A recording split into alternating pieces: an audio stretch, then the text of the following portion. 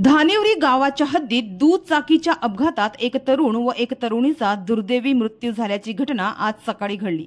मुंबई अहमदाबाद राष्ट्रीय महामार्गावर रविवारी 9 मार्च रोजी सकाळी 8:30 वाजण्याच्या सुमारास धानिवरी गावाच्या हद्दीत दुचाकीच्या अपघातात दोघांचा दुर्दैवी मृत्यू झाल्याची दुःखद घटना समोर आली।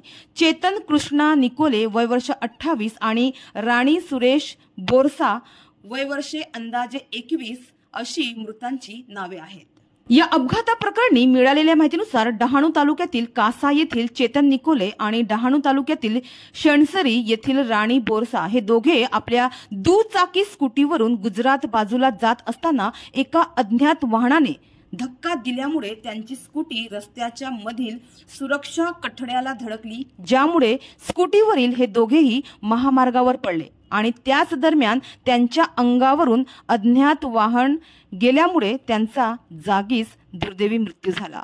मात्र वाहन चालक घटनास्थळावरून फरार झालाय। या प्रकरणी कासा पोलिसांनी दोघांचे मृतदेह ताब्यात घेत कासा उपजिल्हा रुग्णालयात पाठवले असून पुढील कारवाई कासा पोलिसांकडून सुरू आहे।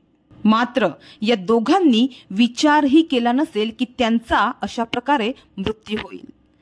तर मुंबई अहमदाबाद महामार्गावर भरधाव वाहनधारकांमुळे अपघातात वाढ होताना दिसत आहे। आज मोठे वाहने रस्त्यांवर भरधाव धावतायत आणि त्यात छोटे वाहने यांना उडून ते निघून जाण्याच्या घटना घडतच आहे।